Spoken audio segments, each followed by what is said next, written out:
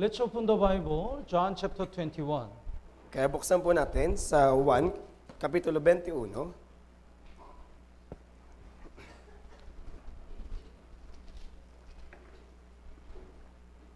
Sa aklat po ni 1, Kapitulo 21, John chapter 21, verse 15.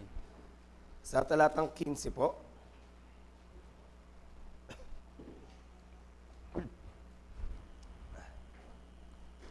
Let's read together, 3, 2, 1. Pagkatapos nilang makapag-almusal, sinabi ni Jesus kay Simon Pedro, "Simon, anak ni Juan, minamahal mo ba ako ng higit kaysa mga ito?" Sinabi niya sa kanya, "Opo, Panginoon, nalalaman mo na minamahal kita." Sinabi ni Jesus sa kanya, "Pakainin mo ang aking mga kordero." Finally, the last chapter of the Gospel of John. At sa kahuli-hulihan po, ito na po yung pag-aaral natin sa huling talata dito po sa Ebanghelyo ni Juan. So every Sunday, we have studied the book of John. Kaya linggo-linggo po nating pinag-aaralan yung aklat po ni Juan. Today is the last chapter. At ngayon po yung pinakahuling talata. But we studied the chapter by chapter. That's why I couldn't explain the all details. Kaya pinag-aaralan po natin ito kapitulo, kaya hindi ko po may paliwanag yung lahat ng So detalye. even though we finished studying the book of John today, please continue to read and meditate. Kaya kahit po matapos po natin yung ating pag-aaral po sa aklat ni Juan sa araw po na ito, kaya pakiusap po, patuloy niyo pa rin po itong pag-aaralan at basahin. The John chapter 21 is talking about the word of Jesus after His resurrection. Kaya ito pong nilalaman ng 1 Kapitulo 21, ito po yung mga salita ni Jesus pagkatapos niya pong mabuhay muli. When He was resurrected, He appeared among disciples. Kaya nang siya po'y bumangon mula sa mga patay, siya po'y nagpakita sa kanyang mga alagad. And 2 times. At ito po'y naulit, sa mga ikalawang ulit. But even though Jesus appeared, the apostle Peter decided to go to fishing. Pero kahit na nagpakita na sa kanila si Jesus, si Apostol Pedro ay nagpa siya pa rin maging mangingisda na lang. And some disciples followed him. At yung ilan sa mga alagad ay gustong sumunod sa kanya. While they were fishing, Jesus came to them. Kaya habang nangingisda po sila, binisita po sila ni Jesus. Then the apostle John said, "That is Lord." Kaya sabi po ni Apostol Juan, iyon ang Panginoon. Then the apostle Peter was very hot temper. That's why he immediately fell into the ocean and swim. Kaya kay Apostol Pedro, alam natin na maiksi po yung pasensya niya, kaya agad po siyang tumalon po sa ilog at siya po ay lumangoy. Before that, Jesus commanded them to cast the net. At bago po mangyari yun, inutusan po sila ni Jesus na ihulog yung kanilang lambat. And when they caught the fish, Jesus said, "Bring the fish." At nang mahuli po nila yung maraming isda, sabi ni Jesus sa kanila, dalhin ninyo dito ang mga isda. When they counted the number of fish, that is 153. At nang bilangin po nila yung bilang ng mga isda, ito ay 153. And as Jesus commanded, they brought some fish and roasted, and Jesus ate. Kaya gaya ng iniutos po ni Jesus, dinala po nila yung isda, kanila po itong niluto at kinain po ito ni Jesus. That was the breakfast. At yun po yung almusal nila. And after breakfast, Jesus asked Apostle Peter, "Do you love me more than these people?" At pagkatapos po nilang mag-almusal, tinanong po ni Jesus si Apostol Pedro, "Minamahal mo ba ako ng higit kaysa mga ito?" He answered, "You know that I love you." At sumagot po siya, "Nalalaman mo na minamahal kita." And Jesus said, "Feed my lambs." At sinabi ni Jesus, "Pakainin mo ang aking mga kordero."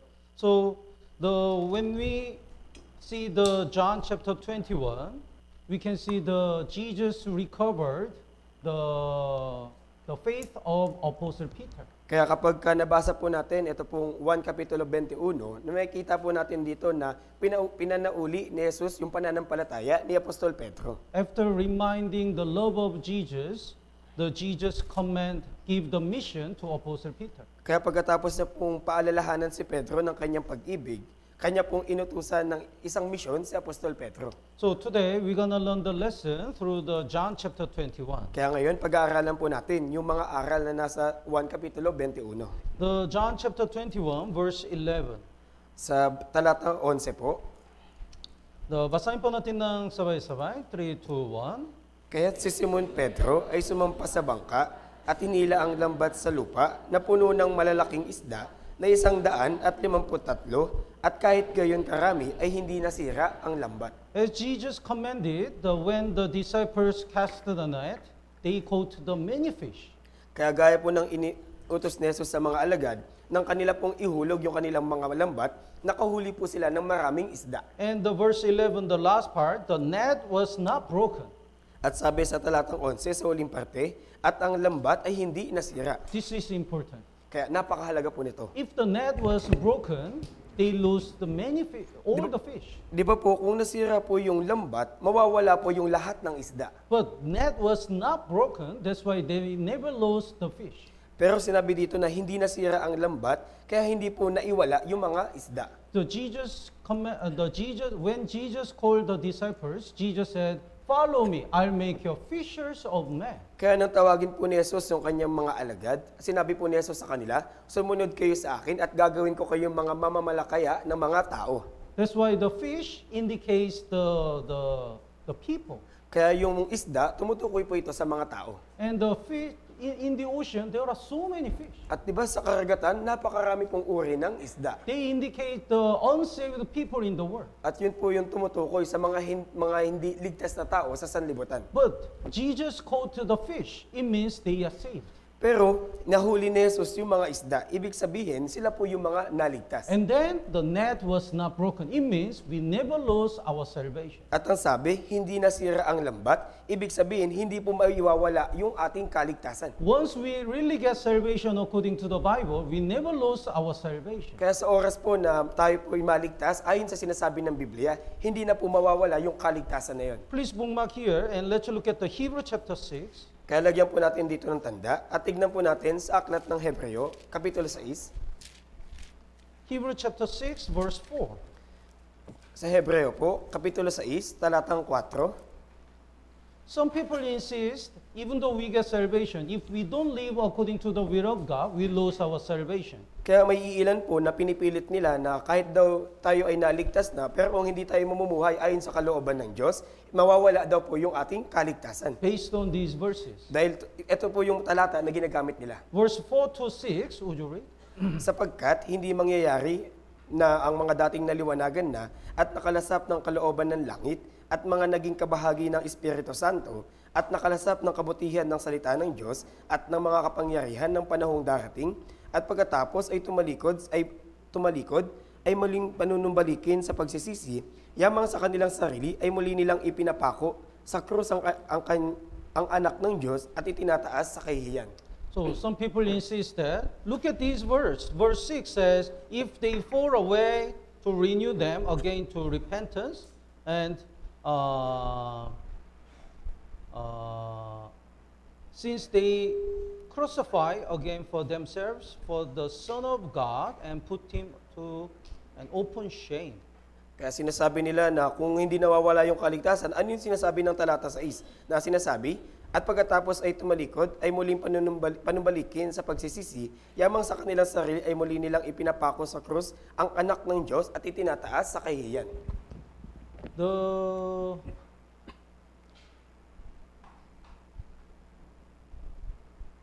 verse 4, it is impossible. So they insist, once we get salvation, if we are stumble, it's impossible to repent again. It means we lose our salvation. Kaya sinasabi po kasi sa talatang 4 na hindi mangyayari. Kaya iniisip nila na kapag naligtas na tayo at tayo po'y natisod, imposibleng panumbalikin tayo ng pagsisisi o sa madaling salita, hindi na daw po tayo maliligtas o nawala yung kaligtasan natin. But these verses are not for saved people. Pero ito pong mga talata po na ito ay hindi po para sa mga ligtas na tao. The book of Hebrew was written for the Jewish people. Kaya yung aklat po ng Hebreo ay naisulat para po sa mga Hudyo. And at that time in the church, the saved Jews and the unsaved Jews are mixed. At sa panahon po na to, sa mga iglesia po noon, ay yung mga naligtas na mga Hudyo at yung mga hindi ligtas na mga Hudyo ay naghalo-halo. And because of the persecutions, some unsaved Jews decide to go back to their own belief. At dahil po sa malawakang pang-uusig, yung mga hindi ligtas na mga Hudyo ay nanumbalik po sa kanilang dating pamumuhay. That's why the Bible says, verse 4, it is impossible for those who were once enlightened. Once enlightened means it's not saved. Kaya po sabi po nila sa talatang 4, sapagkat hindi mangyayari na ang mga dating naliwanagan na. Pero yung dating naliwanagan na, hindi po ito ibig sabihin na naligtas. Jesus shined the light, and they were enlightened, but they didn't receive the light. Kaya di ba ipinakita ni Jesus yung liwanag at sila po yung naliwanagan na, pero hindi ibig sabihin na natanggap nila yung liwanag. Next part, have tasted the heavenly gift. They look at the work of Jesus, but they don't believe in Jesus. At sabi, at nakalasap ng kalooban ng kalangitan, kaya kanila lamang po nalasap o nakita yung gawa ni Jesus, ngunit hindi po sila nanampalataya kay Jesus. Have become takers of the Holy Spirit. They look at the work of the Holy Spirit, but they didn't believe. At sabi, at mga naging kabahagi ng Espiritu Santo. Kaya nakita lamang po nila yung pagkilos ng Espiritu Santo, pero hindi sila sumampalataya. Have tasted the good word of God.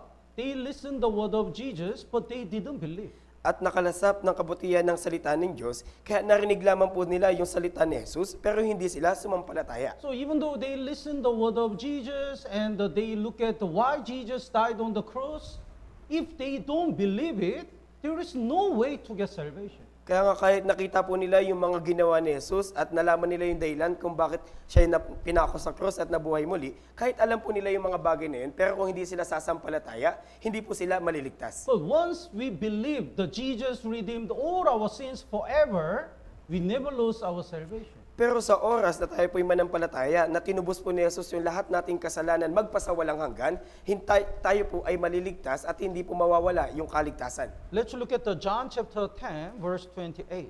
Kaya tignan po natin sa aklat ng 1, Kapitulo 10, talatang 38.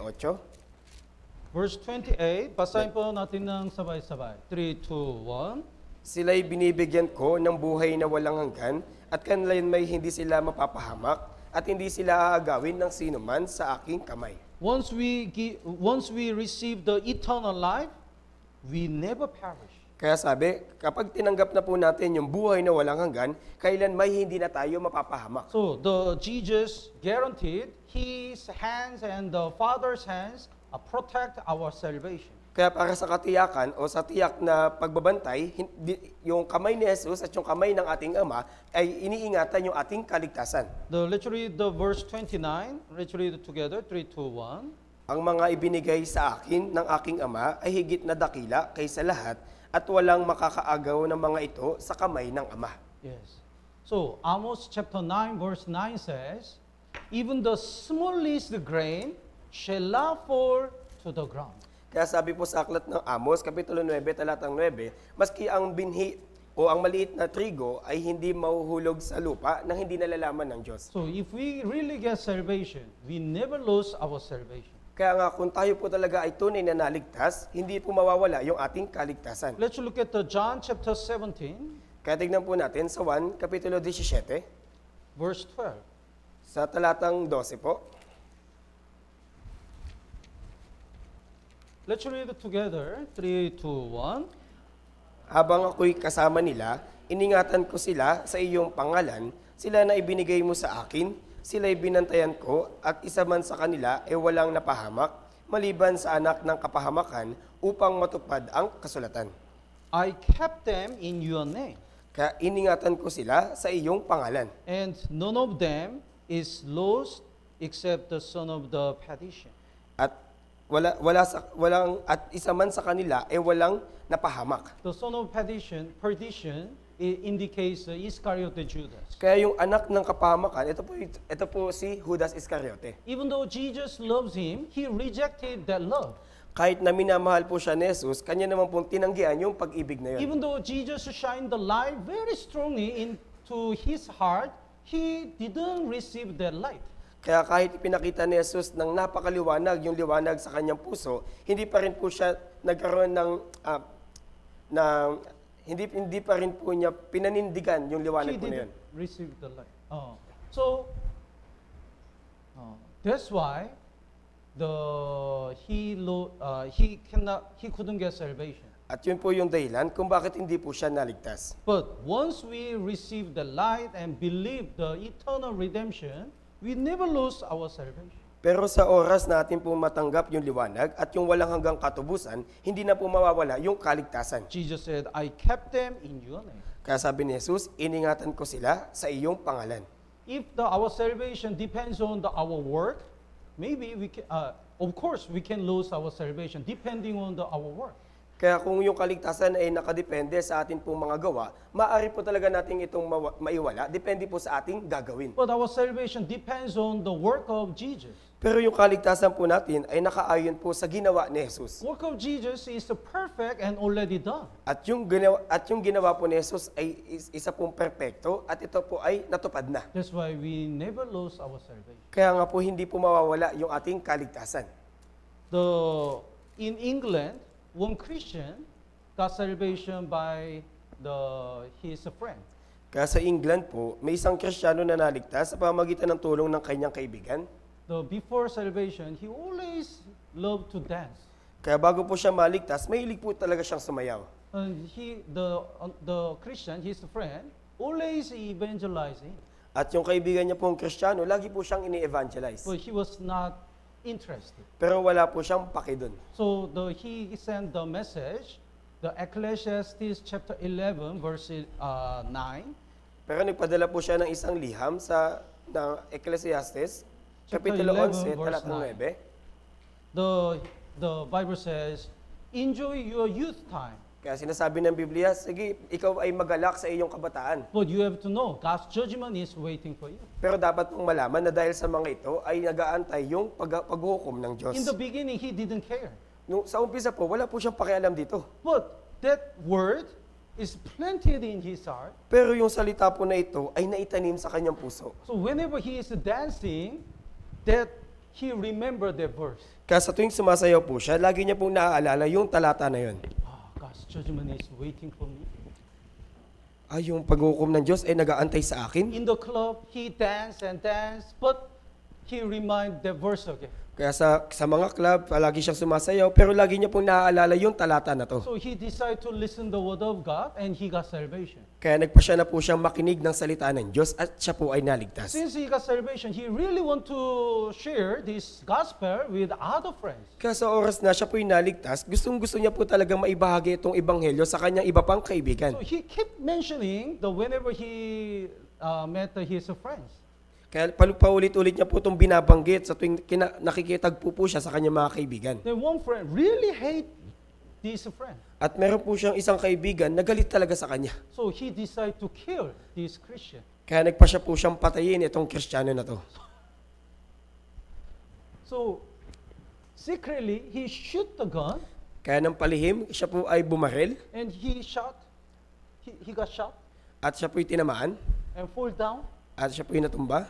But after a while, this Christian woke up. Pero paglipas ng oras, yung Kristiyano na yun ay bumangon muli. So that friend really got surprised. Kaya yung kaibigan na galit sa kanya, talagang nagulat. The reason is, the first Christian who evangelized this friend gave him the Bible. At yung dahilan po doon ay yung kanyang kaibigan na nag-evangelize dito sa isang Kristiyano ay binigyan siya ng Biblia. And he always bring the Bible, the small Bible, in the pocket. At palagi po niyang binibitbit yung kanyang maliit na bersyon ng Biblia sa kanyang bulsa. When he got the shot, the bullet pierced the Old Testament. At nang siya po'y binaril, yung bala po na yon ay tumama sa lumang tipan. And it went through the Matthew, Mark, Luke, and it stopped the John chapter 17, verse 12 exactly.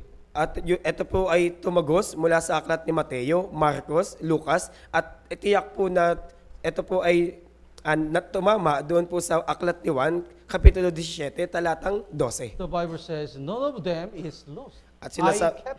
At sinasabi ng Biblia na walang sino man yung nawala sa kanila, kundi iningatan ko sila. So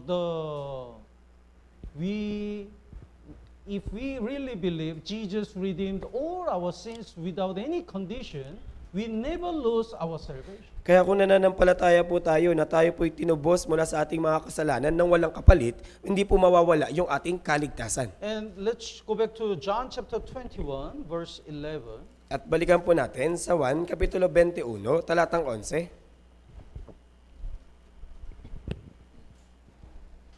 They counted the number of fish. Kaya kanila pong binilang yung bilang ng mga isda. Then it was the 153. At yung bilang po nito ay 153. Actually, in Hebrew, the children of God. Sa katunayan po, sa wikang Hebreo, ito po ay tumutukoy sa mga anak ng Diyos. It's called the Bnei Ha Elohim. Bnei Ha Elohim. That's the children of God. Kaya yun po yung mga anak ng Diyos. In Hebrew, each letter has the number. Kaya doon po sa aklat ng Hebreo, kada letra po dito ay meron pong bilang. So for example, if we say the A is 1, B is 2, something like that. Kaya gaya po ito ng A ay isa at yung B ay dalawa.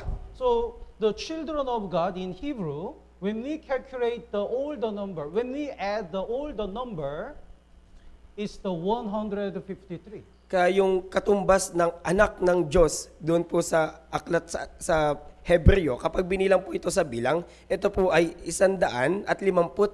So it means God always counts the number of saved people. Kaya ibig sabihin, palagi pong binibilang ng Diyos yung bilang ng mga ligtas na kaluluwa. We know the book of Numbers. Kaya di ba alam natin yung aklat ng Why the name of the book is Numbers? At alam po natin yung bilang ng aklat ng bilang at kung bakit ito tinawag na aklat ng bilang. Because after Israel people got out of Egypt, God command them to count all the number. Dahil pagkatapos po makalayas o makatakas ng mga Israelita sa lupain ng Ehipto, inutusan po sila ng Diyos na bilangin yung mga Israelita. God count everything. At binibilang ng Diyos yung lahat ng bagay. So Psalm number 147 says, God counted the number of all stars. Kaya sabi po sa awit katalatang 147 na binibilang ng Diyos yung bilang ng mga bituin. Can you count the stars?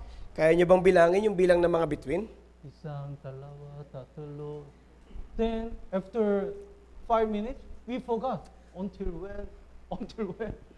Where did we count? Kaya hindi po natin kayang bilangin yung bilang ng mga bituin. Let's look at the Daniel chapter 5. At tignan po natin sa aklat ni Daniel, Kapitulo 5. Daniel chapter 5, verse 24. Daniel po, Kapitulo 5, talatang 24. Here is the King Belshazzar in Babylon. Kaya narito po si Haring Belshazzar sa Babylonia. And he drank the wine with the instruments of the tabernacle. At siya po'y uminom sa pamamagitan po ng alak. Instrument of the temple. Kaya siya po'y uminom ng alak. Yung gamit po nun ay yung mga instrumento o yung gamit po sa templo. So suddenly the fingers appeared and it wrote the letter.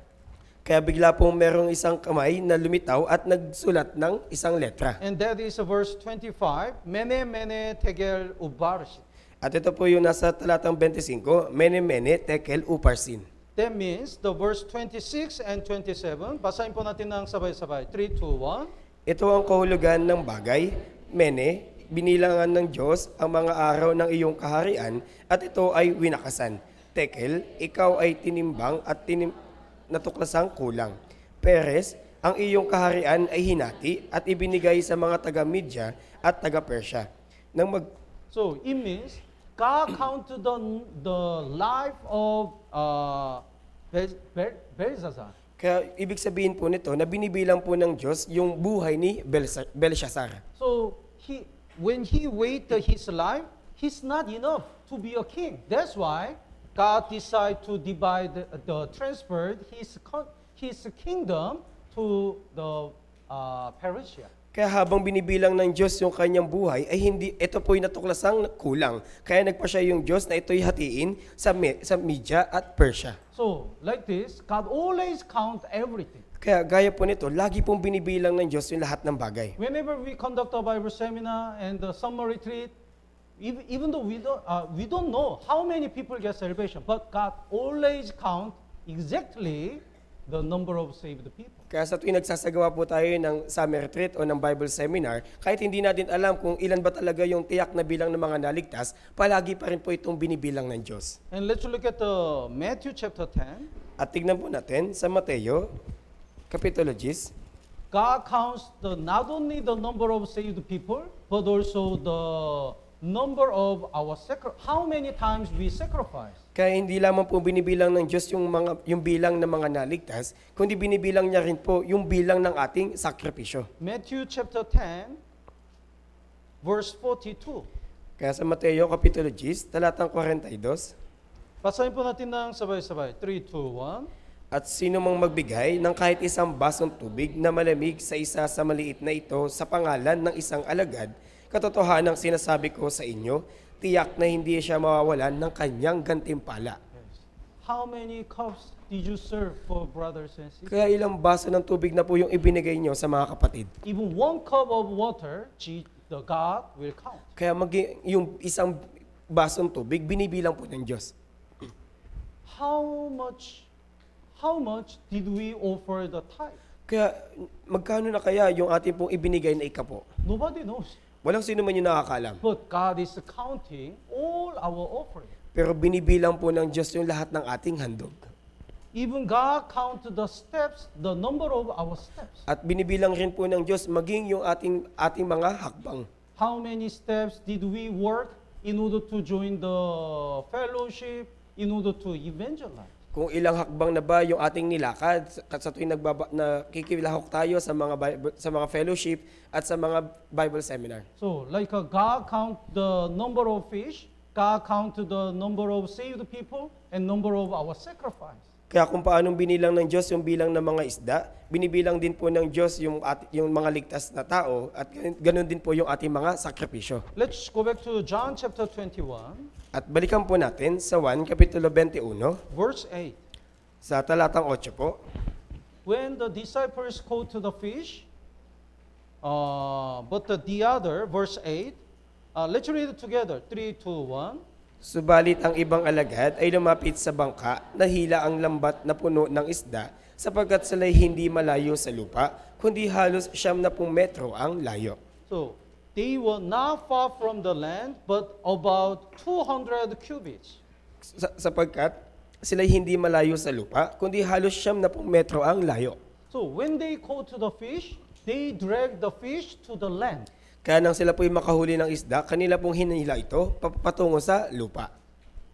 Sometimes when we catch the fish, if it's near to the water, when the fish move, it goes back to the water accidentally.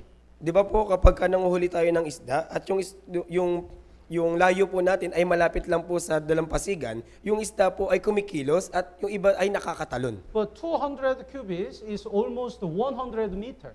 Pero ito pong 70 metro ay halos 100 metro po. So it's impossible to go back.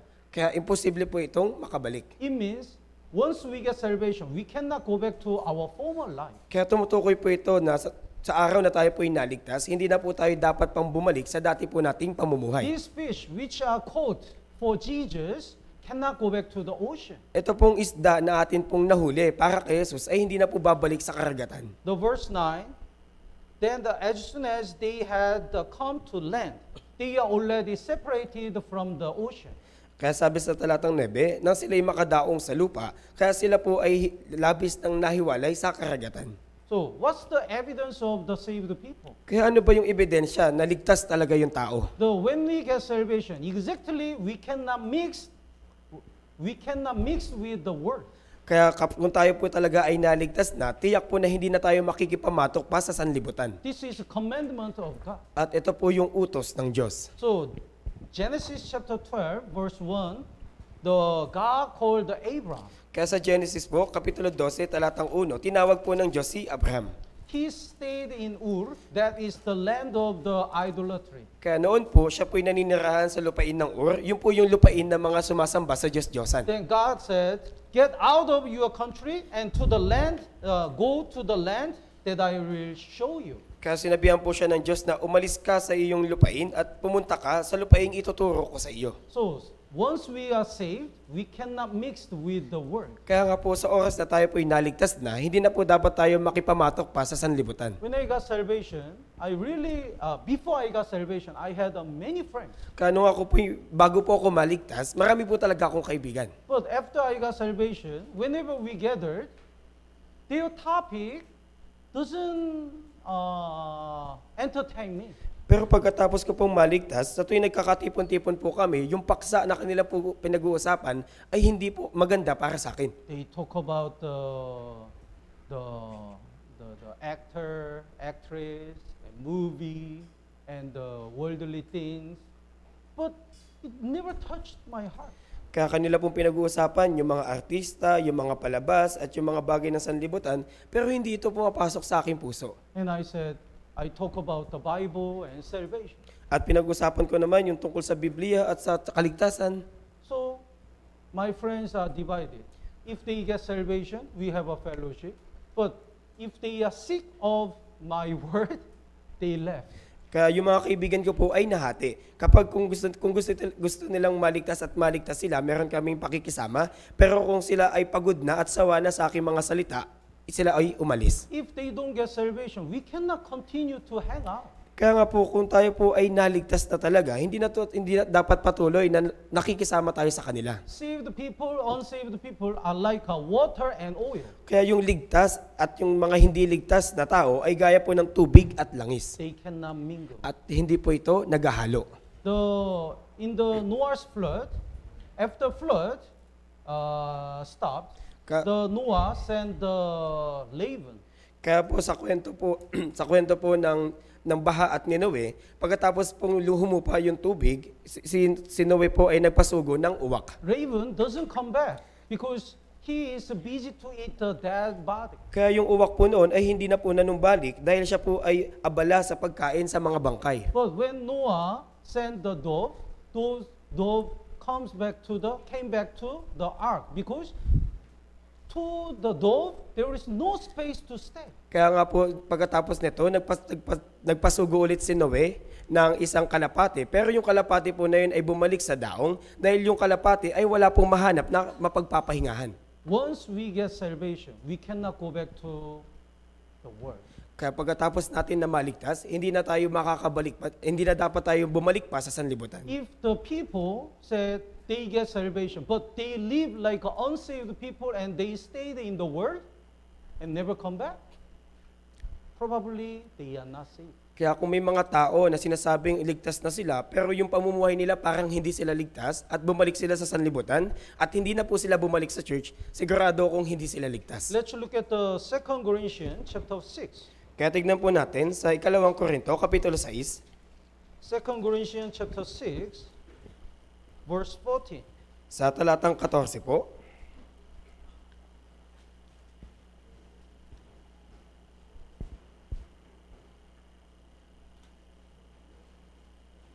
In Corinthian church, some members commit the sexual sin. Kaya sa iglesia po ng Corinto, may ilan pong mga miyembro doon na gumagawa ng sexual na kasalanan Sexual sins. Gumagawa sila ng sexual na kasalanan.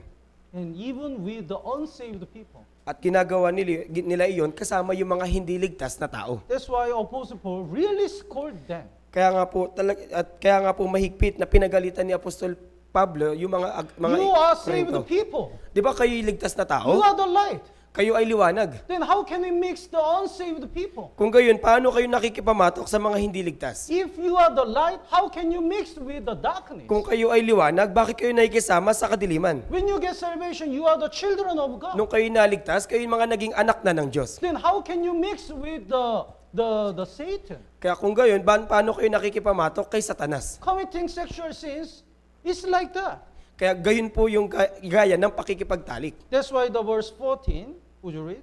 Huwag kayong makipamatok sa mga hindi mananampalataya, sapagkat anong pagsasama mayroon ng katwiran at kasamaan, o anong pagsasama mayroon ng liwanag sa kadiliman. Light and darkness cannot mix. Kaya yung liwanag at kadiliman ay hindi pwedeng maghalo. And the saved people, unsaved people cannot mix. At yung mga ligtas at hindi ligtas ay hindi po dapat magsama. The verse 15, Would you read?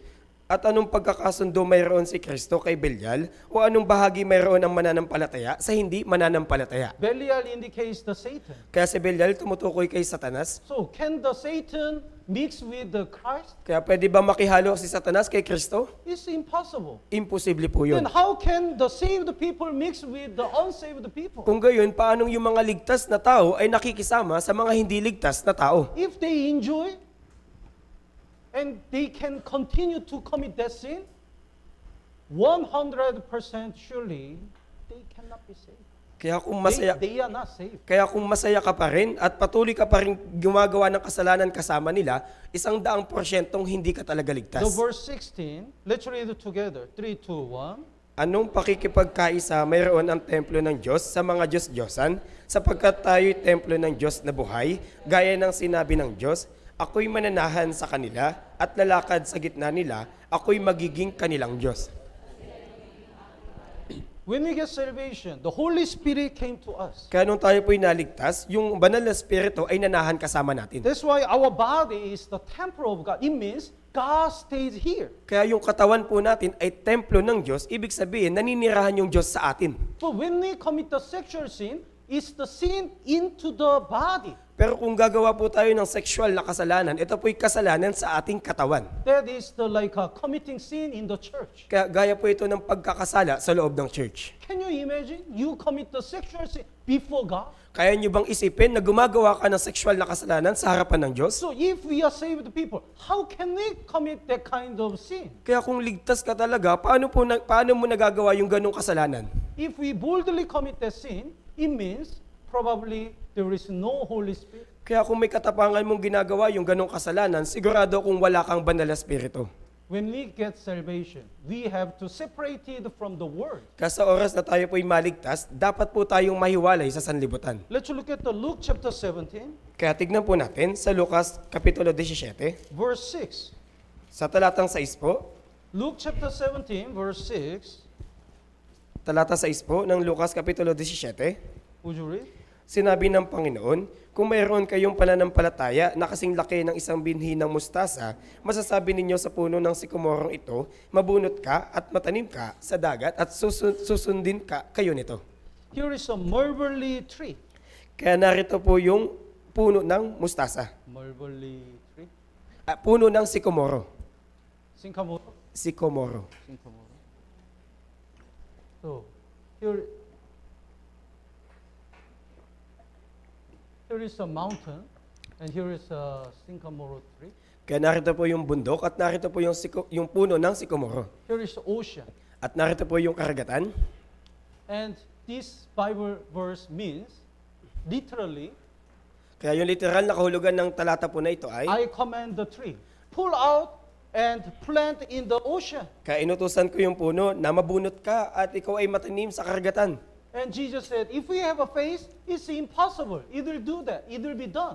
At sabi ni Jesus, kung may pananampalataya ka, posible ito, kaya mo itong gawin. What does it mean? Kaya ano yung kahulugan nito? It's a miracle, right? Di ba ito po'y himala? It looks impossible. Kaya mukha po itong imposible. Like this, we were living in the world. Kaya gaya po nito, tayo po'y nananahan noon sa sanlibutan. But when we get salvation and have the faith, if God commands, you pull out from the world and live for God here. Pero kung tayo po'y may pananampalataya at maliligtas, at kung sabihin ng Diyos na ikaw ay mabunot sa sanlibutan at gusto kang itanim ng Diyos dito. Then we want to stay in the place which Jesus commanded. Kung gayon, tayo po'y mananatili sa lugar kung saan tayo inutusan ng Diyos. When we remembered how we lived before salvation, it is not possible. Kaya di ba kung aalalahanin po natin kung paano tayo mamuhay bago po tayo maligtas, imposible po ito. But like these impossible things, God make it possible. Our life is really changing like a miracle. Kaya kung paanong itong imposibleng bagay ay naging posible, ito po'y gaya ng ating buhay na gaya ng himala ay nabago. So when these fishes were caught, they are separated from the ocean. Kaya nang mahuli po yung mga isda na ito, sila po ay nahiwalay na sa karagatan. But at least these fish gather together. Pero kaya nga po, itong mga isda po na ito ay magkakasama. So after we get salvation, even though we separated from the world, saved people gathered in the church together. Kaya nga po pagkatapos ng kaligtasan, pagkatapos nating mahiwalay sa sanlibutan, yung mga ligtas ay dapat magsama-sama sa church. In order to save the lost souls, we work together. Kaya para makapagligtas ng mga ligaw na kaluluwa, sama-sama tayong gumagawa. Do you know the huddling? Huddling? Kaya alam niyo po ba yung huddling? Huddling?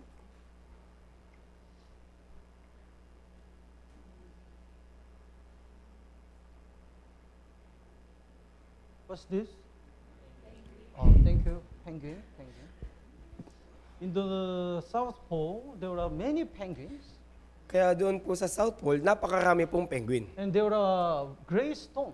At meron pong malalakas na bagyo. It's so cold. Kaya napakalamig po doon. So, in order to endure this cold weather, they gathered all together, Kaya para po mapagtagumpayan nila yung bagyo po na ito, sila po ay nagsisiksikan. and they make a one group. At sila po ay gumagawa ng isang grupo. And inside is very warm, At sa loob po nun ay napakainit. and the most outside is very cold. At yung mga nasa labas naman po ay yung nilalamig. That's why they are moving the penguin inside, go outside, then outside penguin enter the inside. Kaya pagkatapos nila magsiksikan, yung mga penguin na nasa loob ay lalabas naman at yung mga penguin na nasa labas ay papasok naman sa loob. It's called the huddling. Kaya ito po yung tawag sa pakikipagsiksikan. When I check, even the 20 Celsius increase. Kaya nung akin po itong sinuri, maging yung klima na 20 Celsius yung klima, ito ay tumataas. So they work together Kaya sila po ay magkakasamang to kumikilos endure the difficulty. para kanila po mapagtagumpayan yung kanilang kahirapan. When I studied the trees, I really got surprised.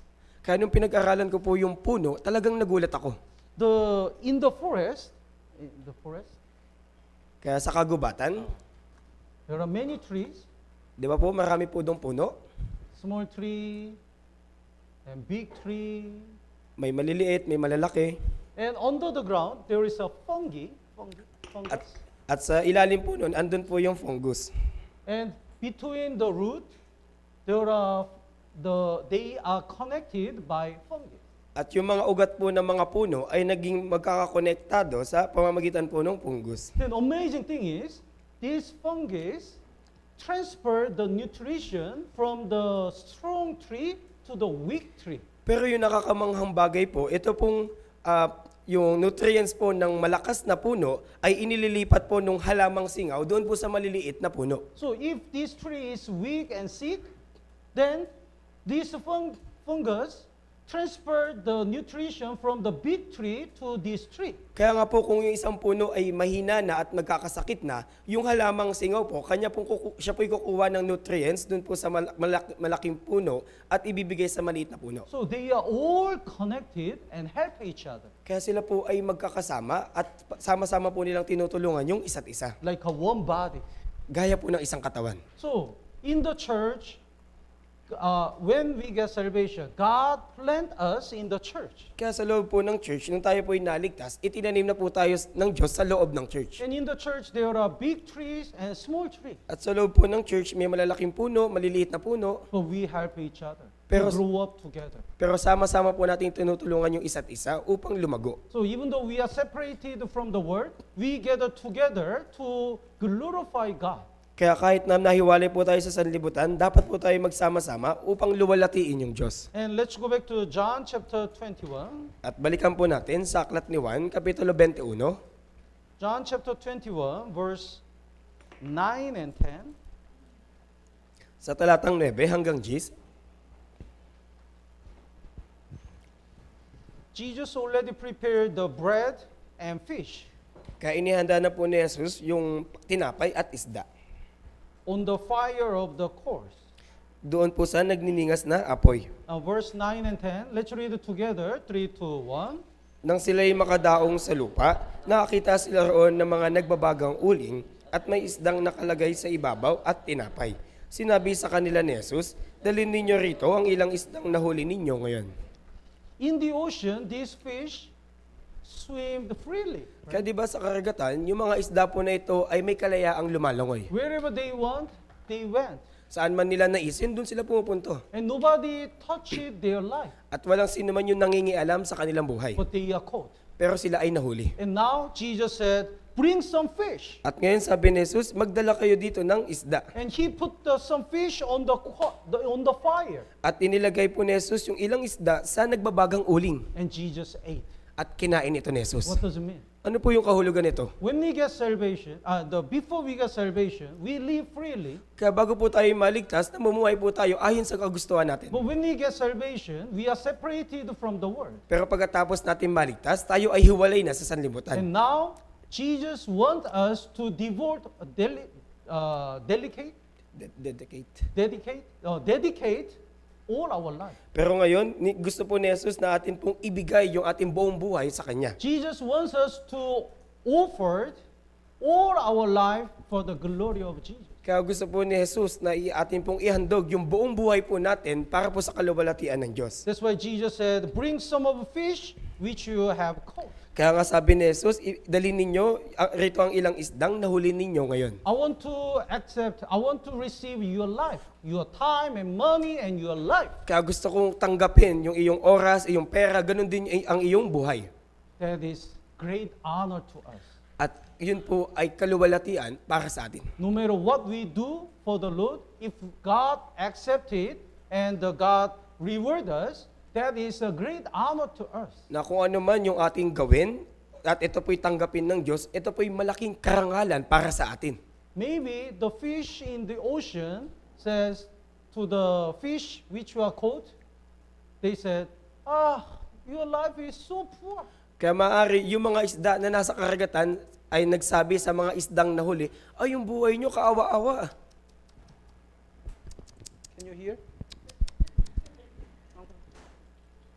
You are so pitiful. Kaya kaawa-awa kayo. You cannot swim here and there. Ni hindi nyo kayang lumangoy dito at doon. You cannot eat other fish. Ni hindi kayo makakain ng iba pang isda. You cannot see the beautiful sea view. At hindi nyo nakikita yung kagandahan ng karagatan. You are caught and Jesus is eating you. Kayo, nahuli kayo at ngayon kinakain kayo ni Jesus. So maybe the fish in the ocean can kiss the fish which you are caught. Kaya yung mga isda po na nasa karagatan, maaari po nilang asarin yung mga isdang nahuli. But this fish already know that is the great honor to them. Pero yung isdang nahuli, alam po niya na ito'y malaking karangalan para sa kanya. Let's look at the Matthew chapter 17. Kaya tingnan po natin sa Mateo Kapitulo 17. Matthew chapter 17 verse 27. Sa talatang 27 po.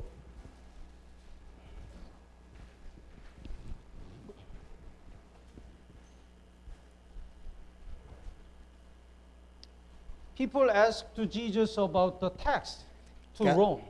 Kaya nga po, tinanong po ng mga tao si Jesus tungkol po sa mga buwis doon po sa Roma. Then Jesus answered, verse 27, would you read? Ngunit upang hindi sila matisod sa atin, pumunta ka sa dagat at maggulog ka ng bingwit, kunin mo ang unang isdang mahuhuli at kapag ibinuka mo ang kanyang bibig, matatagpuan mo ang isang siklo, kunin mo iyon at ibigay mo sa kanila para sa akin at sa iyo. Is it possible? Kaya When you catch the fish and open the mouth, there is some money. pwede ba to na kapag nanghuli ka ng isda at binuksan mo yung bibig, may pera? The Bible scholars guess this fish is the tilapia. Kaya yung mga eskwelaris ng Biblia, iniisip nila na yung isda na ito ay tilapia. That's why the tilapia, because tilapia's nature is when she laid the egg, she protect the egg inside the mouth. Dahil po yung likas po ng tilapia, kapag po siya ay nangingitlog, kanya pong inilalagay yung itlog na yon sa kanyang bibig para Then protektahan. when it becomes a baby and go out, she feel empty. At kapag ito po ay nabiak at naging sanggol, ito ay lumalabas at So- siya po ay nag-iisa. So sometimes the tilapia, keep some small stones in the mouth. Kaya nga po may ilang mga tilapia na naglalagay ng mga maliliit na bato sa kanilang bibig. That's why in Israel, the tilapia is called the fish of Saint Peter. Kaya nga po yung tilapia dun po sa Israel ay tawag po dito ay yung isda ng banal na si Pedro. Naintindihan po? Anyway, it's a miracle. The getting the coins, getting the money from the mouths of the fish. Gayun pa, may himala po ito na makakakuha tayo ng pera dun po sa bibig ng isda. When we get salvation, actually, we are not supposed to offer anything to the Lord. Kaya bago po tayo maligtas, sa katunayan, hindi po tayo karapat-dapat magbigay ng handog sa Panginoon. But from our life, if God can accept anything, that is a great honor and also miracle. Pero kung para sa ating buhay, kung may gustong tanggapin yung Diyos mula sa atin, ito po yung malaking karangalan sa atin. So no, even though the unsaved people talk about the Christian, whatever, it is a great honor for us to offer our time and money and even our life for the Lord.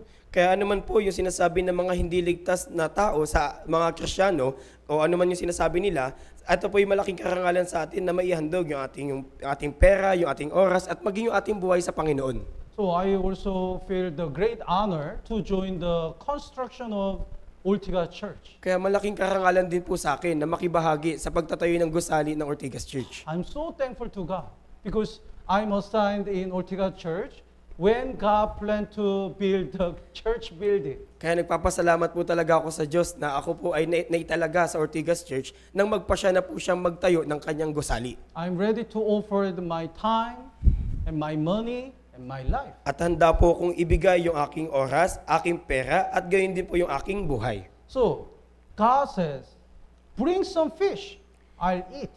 Kaya sabi ng Diyos, magdala kayo ng mga isda at kakainin ko ito. We are ready to offer our life. At handa na rin po tayong ibigay yung ating buhay. And let's go back to John chapter 21. At tignan po natin ulit sa Aklat ni Juan, Kapitulo 21. Now look at the Apostle Peter. Kaya ngayon, pagmasdan naman natin si Apostol Pedro. The verse 3, Simon Peter said to them, I'm going fishing. Kaya sa talatang 3, sinabi sa kanila ni Simon Pedro, mangingisda ako. He was a fisherman. Kaya siya po yung mangingisda noon. But Jesus called him, follow me, I'll make you fishers of men. Pero tinawag po siya ni Jesus na sinasabi, sumunod ka sa akin at gagawin kita mamalakaya ng tao. It means I'll use you to save the lost souls. Kaya ibig sabihin, gagamitin kita para But Apostle Peter went back to his former job. He went fishing. He went fishing. Pero, Instead of the saving lost souls. Pero yung ginawa po ni Apostol Pedro, siya po ay bumalik sa dati niya pong pamumuhay, yung pangingisda at iningisda ng mga ligaw na kaluluwa. Why? Po kaya? Before chapter 21, Jesus appeared in front of Apostle Peter even 2 times. Bago po mangyari ito pong Kapitulo 21, nagpakita po si Jesus kay Apostol Pedro ng 2 ulit. But Apostle Peter thought Jesus would never use him again. Pero iniisip po ni Apostol Pedro na hindi na po siyang muling gagamitin ni Jesus. Why? Because he denied Jesus 3 times. Dahil di ba, kanya pong itinakwil yung Panginoon ng 3 ulit. The Bible says he cursed Jesus when he denied Jesus. At sinasabi pa ng Biblia na siya ay nagsalita ng isang sumpa ng kanyang tanggihan sa Jesus. And Bible says Jesus looked at the Apostle Peter when he cursed him. At sinasabi ng Biblia na si Jesus ay nakatingin kay Pedro ng kanya pong sumpain si Jesus. And when the cock cried, he remembered Jesus said Apostle Peter would deny Jesus 3 times. Kaya nga nang narinig niya po yung tilaok ng manok, naalala niya po yung sinabi ni Jesus na pagkatapos na tumilaok ng manok ng 3 ulit, ako iyong itatatwa ng 3 ulit. That's why Peter went out and cried bitterly. Kaya nga po si Pedro ay lumabas at siya po ay tumangis ng napakalubha. That's why he was so shameful to stand before other people. Kaya nga po siya po hiyang-hiya talaga na tumayo sa harapan ng ibang tao. Even though Jesus appeared, he was shy to look at Jesus. Kahit na nagpakita ulit si Jesus, maaaring siya po'y nahihiya na tumingin kay Jesus. And whenever he remembered the moment when he denied Jesus, he want to kill himself. At sa tuwing naalala niya na yung panahon na kanyang tinanggihan si Jesus, maaari iniisip niya na patayin na lang yung sarili niya. He couldn't forgive himself. Ni hindi niya po magawang patawarin yung kanyang sarili. That's why he was so discouraged and went back to his former life. Kaya yun po yung dahilan kung bakit po siya labis na nanghina at nagpa siyang bumalik na lang sa kanyang dating pamumuhay. But the amazing thing is, Jesus visited him. Pero yung nakakamanghang bagay po dito, binisita po muli siya ni Jesus. That is the grace of Jesus. At yun po yung biyaya ni Jesus. Even though Jesus knows that he denied the 3 times, Jesus visited him again. Kaya kahit alam na ni Jesus na kanya nang tinanggihan sa Jesus ng 3 ulit, binisita pa rin siya ni Jesus. And because Jesus already know his weakness. At dahil yun po, yung dahilan po nun, alam na po ni Jesus yung kanyang kahinaan. Let's look at the Matthew chapter 26, Kaya tignan po natin sa Mateo, Kapitulo 26, verse 34. sa talatang 34 po. Matthew chapter 26, verse 34. Basahin po natin ng sabay-sabay. 3, 2, 1. Sinabi ni Jesus sa kanya, katotohanan ang sinasabi ko sa iyo, sa gabing ito, bago tumilaw kang manok, ay pagkakaila mo ako ng 3 ulit. Before Apostle Peter denied Jesus, Jesus already prophesied, you will deny me 3 times. Kaya bago po ipagkaila ni Pedro si Jesus, pinopesiya na po ni Jesus na iyong ipagkakaila ako ng 3 ulit. Sometimes we are stumbled.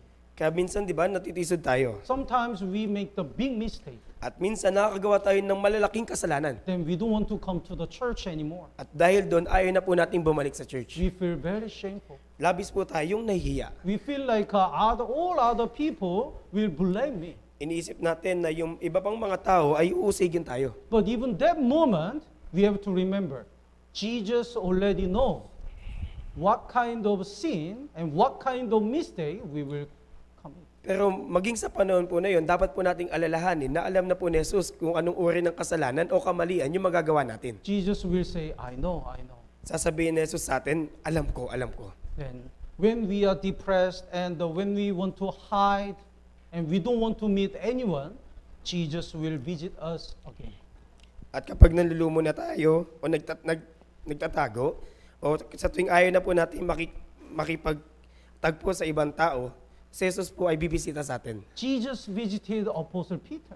Kaya binisita po ni Jesus si Apostol Pedro. And he tried to recover the faith of Apostle Peter. At sinusubukan pa niyang panumbalikin yung pananampalataya ni Apostol Pedro. That's why Jesus said the 3 times, because Apostle Peter denied him 3 times. Kaya nga po sinabi ni Jesus ng 3 ulit tinanong ni Jesus ng 3 ulit si Pedro dahil kanyang pinagkaila si Jesus ng 3 ulit. Jesus asked him, do you love me more than these people? Kaya tinanong ni Jesus si Pedro, minamahal mo ba ako ng higit kaysa mga ito? Let's look at John chapter 21, Kaya tingnan po natin sa Aklat ni Juan, Kapitulo 21, verse 15. sa talatang 15. Basahin po natin ng sabay-sabay. 3, 2, 1. Makapag-almusal, sinabi ni Jesus kay Simon Pedro, Simon, anak ni Juan, minamahal mo ba ako ng higit kaysa mga ito? Sinabi niya sa kanya, Opo, Panginoon. Sinabi ni Jesus sa kanya, pakainin mo ang aking mga kordero. Simon, son of Jonah. Simon, anak ni Juan. Actually, Jesus gave him the new name, Peter. Sa katunayan, di ba, binigyan po ni Jesus si Pedro ng bagong pangalan na But Pedro. in this time, intentionally, Jesus called instead of Peter, Simon. Pero sa oras po na ito, sinadya po ni Jesus na tawagin siyang Simon at hindi Pedro. It means that Jesus remind who he was. Ibig sabihin, pinapaalala po ni Jesus kay Pedro kung sino siya noon. You were sinner. You were Simon. Dati kang makasalanan, dati kang si Simon. Without me, you were nobody. Kung wala ako, ikaw ay baliwala. We were sinners. Tayo ay mga makasalanan noon. Without Jesus Christ, we were nobody. Kung wala si Jesus, tayo ay baliwala. So even though we stumble, we make a big mistake, Jesus called us again and give us the another chance. Kaya nga kahit tayo po'y matisod o makagawa ng malaking kasalanan, binibisita ulit tayo ni Jesus at binibigyan tayo ng panibagong pagkakataon. Even though you are Simon, I love you. Kahit ikaw si Simon, minamahal kita. Then, do you love me more than this? Ngayon, minamahal mo ba ako higit kaysa mga ito? He said, yes, Lord, you know that I love you. Kaya sabi niya, Opo Panginoon, nalalaman mo na minamahal kita. The verse 16, Simon, son of Jonah, do you love me? At sa talatang 16, Simon, anak ni Juan, minamahal mo ba ako? Verse 17, Simon, son of Jonah, do you love me? At sa talatang 17, Simon, anak ni Juan, minamahal mo ba ako? The verse 17, the Peter was grieved because he said to him the third times. Kaya sabi po sa talatang 17, nalungkot si Pedro sapagkat 3 ulit nang sinabi sa kanya. Even though he answered, you know that I love you, Jesus kept asking. So he probably thought, Jesus doesn't believe that I love him. Kaya nga kahit na paulit-ulit na niyang sinasagot si Jesus na, Opo Panginoon, nalalaman mong minamahal kita ng 3 ulit. Pero paulit-ulit pa rin siyang tinanong ni Jesus ng 3 ulit. Kaya maaring iniisip niya, hindi ba naniniwala si Jesus na minamahal ko siya? And also he checked himself. At maaari, sinusuri niya yung He sarili asked niya himself, are you really sure and that you really love Jesus? na maaari tinatanong niya rin yung kanyang sarili, talaga bang mahal mo si Jesus? When he checked his heart, even though he made the big mistake and even though he's shy, it is really true that he still loved Jesus. Kaya nung suriin niya yung kanyang puso, kahit na nakagawa siya ng malaking kasalanan at nahihiya siya, alam niya sa kanyang puso na minamahal niya talaga si Jesus. That's why even though he's shy, he kept answering, yes, Lord. Kaya nga kahit, You know that I love you.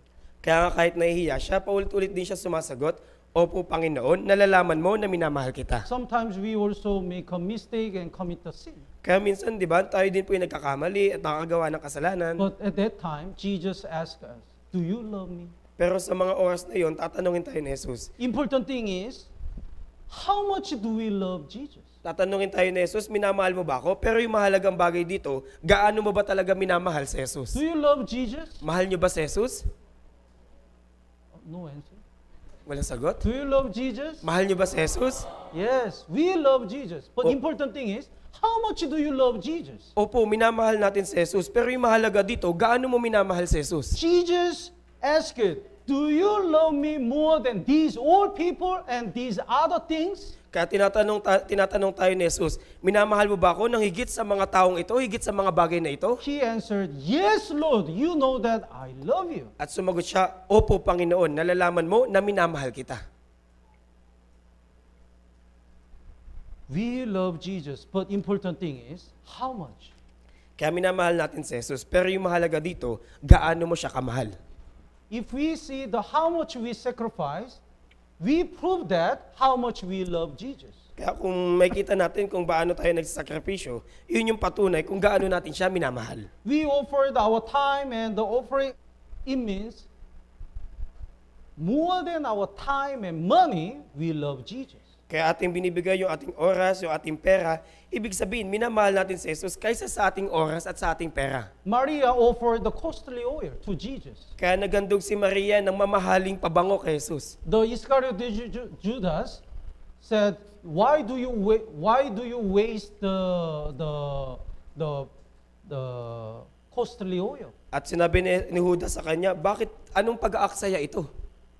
That is 300 denarii. It's really expensive." Dahil yung halaga po nun ay 300 denaryo at napakamahal po nito. But Mary offered the costly oil because at least more than this costly oil, she loved Jesus. Pero inihandog po ni Maria yung mamahaling pabango na yon dahil higit sa mamahaling pabango na ito, mas mahal niya si Jesus. We have many sisters. Di ba may mga sisters tayo? Sisters want the husband to love you, right? Kaya di ba yung mga sisters, gusto nyo na yung mga asawa nyong lalaki na mahalin kayo? Tama po ba? No, Pastor. Hindi po, Pastor. I don't need. Hindi ko na po kailangan. And very sad. The husband You want the wife to love you, right? At kayong mga asawang lalaki, di ba gusto nyo na yung mga asawa nyong babae, minamahal din kayo? The important thing is, we want our lover to love me more than others. At yung mahalaga po dito, gusto natin na yung pagmamahal sa atin ng ating mga minamahal ay higit kaysa sa iba. For example, the wife loves me, but if she loves the other neighbors and other people exactly same like me, then I'm not happy. Kaya halimbawa, may yung asawa ko, sinasabing mahal ako, pero mahal niya din yung mga kapitbahay, pati yung ibang tao, at yung pagmamahal niya ay pareho kagaya sa akin, kaya hindi ako matutuwa dun. Husband says to the wife, I love you, but I love the other woman and the other woman, this girl, this lady. Then the wife never happy. Kaya sasabihin ng asawang lalaki sa kanyang asawang babae, oo, minamahal kita, pero minamahal ko din itong mga babae na to, itong mga babae, kaya yung asawang babae ay hindi po matutuwa. Christian says, Lord, I love you. Kaya sasabihin ng mga Kristiyano, Panginoon, minamahal kita. But I also love these things and that word and that sins. Then Jesus will not be happy. Pero sasabihin natin, pero minamahal din natin itong bagay na to, yung bagay na yon, yung sanlibutan, yung kasalanan na to, kaya hindi po matutuwa si Jesus. That's why Jesus asked the Peter, do you love me more than this? Kaya nga tinatanong ni Jesus si Apostol Pedro, minamahal mo ba ako higit kaysa sa mga ito? We have to love Jesus more than anything else. Kaya dapat po nating mahalin si Jesus higit kaysa anumang bagay. When I have the baby, not I have, when the Eunchang was born,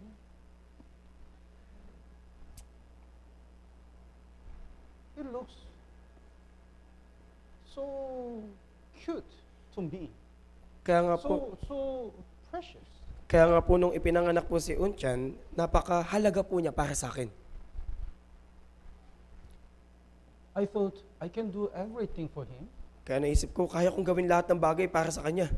But suddenly, while I'm driving, I ask myself, do you love Jesus more than Eunchang?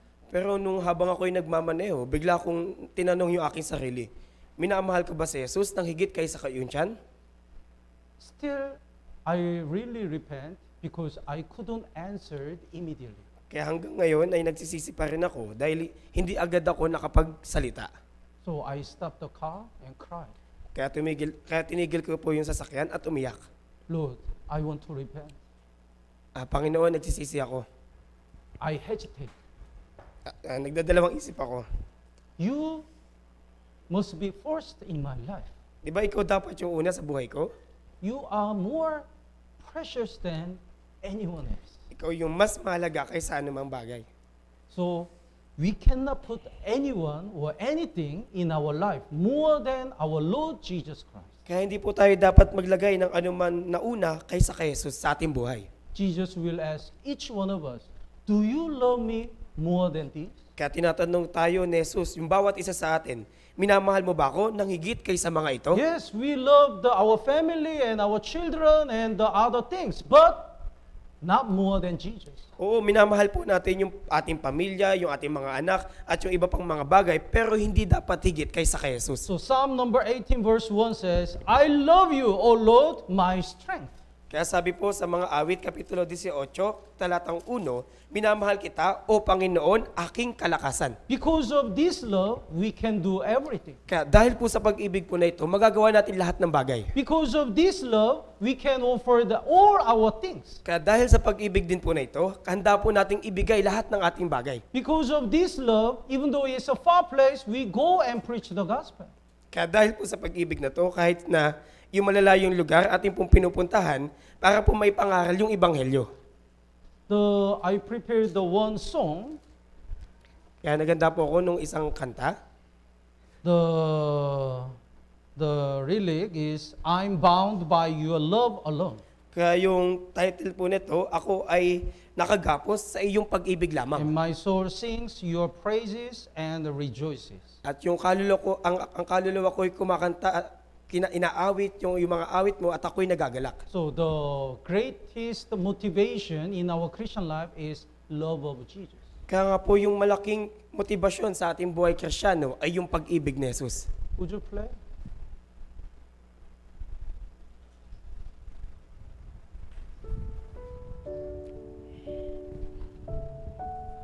Do you know this song? Kaya alam niyo ba yung kanta na to? I couldn't find the Tagalog version. Kaya wala po akong nakita na Tagalog. I am bound, Lord, by your love alone. My soul sings your praises and delight. With your hope on this mount, with your joy on this earth. Oh Lord, I give my love to you. I'm surrounded by your presence, Lord. My soul sings your praises and delight. With your calling on this mount, upon this holy ground, Lord, I bow down to worship you. For the grace you have given me is too wondrous to explain in words. I confess my soul will follow you to the end. Oh Lord, I give my life to you. Thank you, broadcasting team. Salamat po sa broadcasting team. Let's look at John chapter 21. Please give me the 5 minutes more. At balikan po natin sa 1, Kapitulo 21, The verse 18. sa talatang 18 naman po. That's why when the Apostle Peter remind the love of Jesus, his life is changed. Kaya nang maalala po ni Apostol Pedro yung pag-ibig ni Jesus, yung kanya pong buhay ay nabago. When Jesus remind the love of Jesus to the Apostle Peter, Jesus gave him the mission. Kaya pagkatapos paalalahanan ni Jesus ng kanyang pag-ibig si Apostol Pedro, binigyan po siya ng mission. Do you love me more than this? Minamahal mo ba ako ng higit kaysa mga ito? Yes, Lord, you know that I love you. Opo, Panginoon, alam mo na minamahal kita. Then if you love me, you do my work. At kung mahal mo ko, gagawin mo yung aking gawain. So when we work for the Lord, the motivation must be the love to Jesus. Kaya habang lumalakad po tayo kasama ng Panginoon, yung ating pong dapat na kalakasan ay yung pag-ibig ni Jesus. Without the love of Jesus, we cannot continue to live for God. Kung wala po yung pag-ibig ni Jesus, hindi po tayo makakapagpatuloy na makapamuhay para sa Diyos. So Jesus commanded him to feed my lambs and tend my sheep and feed my sheep. Kaya inutusan po ni Jesus si Pedro na pakainin mo ang aking mga kordero, alagaan mo ang aking mga tupa, pakainin mo ang aking mga tupa. And the verse 18 and 19, would you read? Katotohanang sinasabi ko sa iyo na ikaw ay bata pa, binibigkasan mo ang iyong sarili at lumalakad ka kung saan mo ibig. Ngunit pagtanda mo'y iuunat mo ang iyong mga kamay at bibigkasan ka ng iba at dadalhin ka kung saan hindi mo iniibig.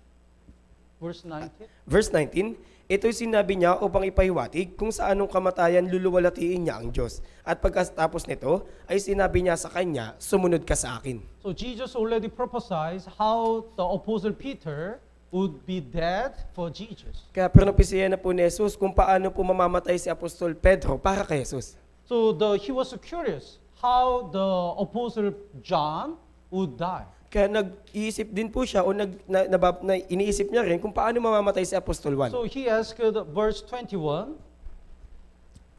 But Lord, what about this man? Kaya What about the Apostle John? Kaya tinanong niya po sa talatang 21, Panginoon, at paano naman ang taong ito? Paano si Apostol Juan? Then verse 22, basahin po natin ng sabay-sabay. 3, 2, 1. Sinabi sa kanya ni Jesus, kung ibig kong siya'y manatili hanggang sa ako'y dumating, ay ano nga sa iyo? Sumunod ka sa akin. What is that to you? It's not your business. Kaya ano naman yun sa iyo? Wag mo na yung isipin. He has his own way to be used by God. Siya ay merong ibang paraan para gamitin ng Diyos. And you have your own way to be used by God. At meron kang sariling paraan para gamitin ng Diyos. So if you are used by God in your way, in the God's way, what's the problem? Kaya kung ginagamit ka ng Diyos ayon sa paraan ng Diyos, anong problema? Sometimes we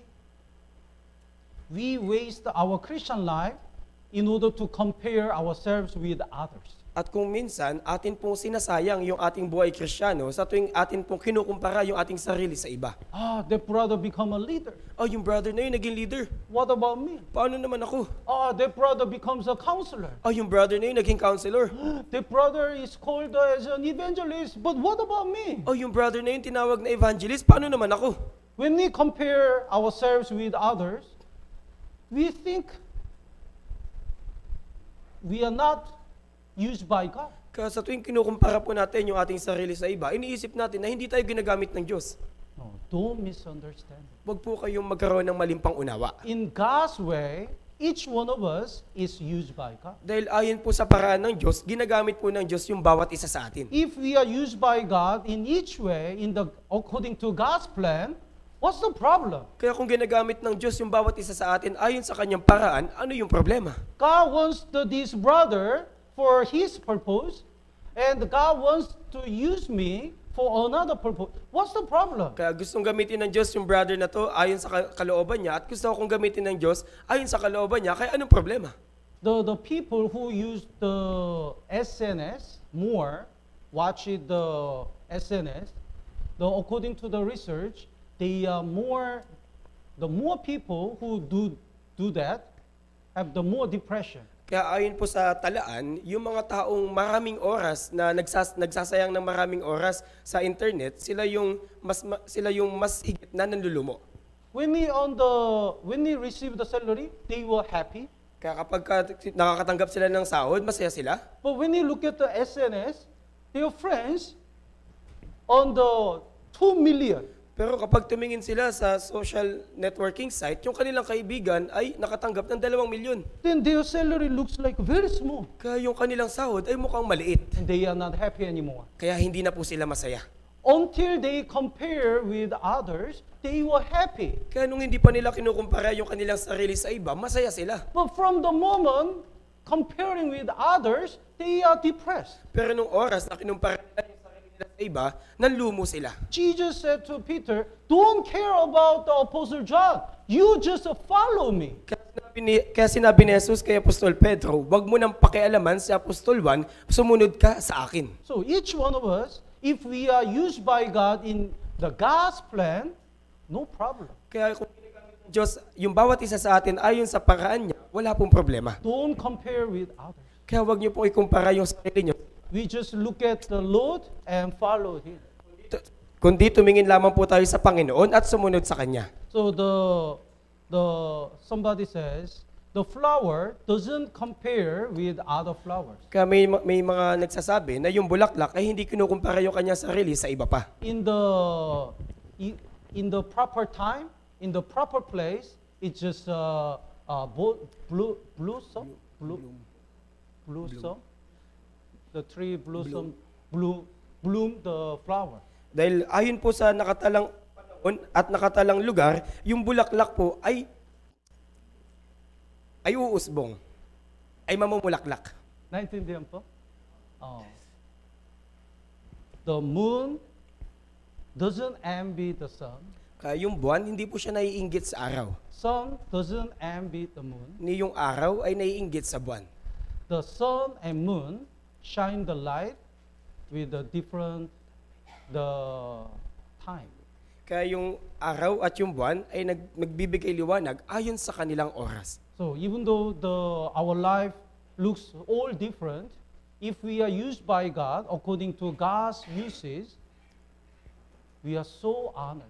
Kaya nga kahit yung buhay natin ay magkakaiba, pero kung ginagamit ng Diyos yung bawat isa sa atin para sa panggagamitan niya, ito'y malaking karangalan. So even though we make a big mistake, God give us the second chance. Kaya kahit na nakakagawa tayo ng malaking kasalanan o kamalian, binibigyan tayo ng Diyos ng pangalawang pagkakataon. When we check ourselves, we still love Jesus. Kaya sa tuwing sinusuri natin yung ating sarili, minamahal pa rin naman natin yung Panginoon. Then please don't give up your Christian life. Kaya pakiusap, huwag niyo pong isuko yung buhay Kristiyano You niyo. have a much more time than the time you already live. Dahil mas marami pa kayong oras sa mga oras na naipamuhay niyo na. If we are just a regret, and if we don't start again, we waste the other time. Dahil kung mag-aaksaya lamang po tayo ng oras sa paghihinayang, mas marami po tayong oras na nasasayang. Don't compare with others. At wag niyo rin pong kumpara yung inyong sarili sa iba. If you just live for God, better than yesterday, better than you in yesterday, it's okay. Kaya kung mamumuhay ka po kung mamumuhay ka po ng higit kaysa kung ano yung pamumuhay mo noon, okay na po yun. Tama po ba? Let's pray together. Kaya manalangin na po tayo.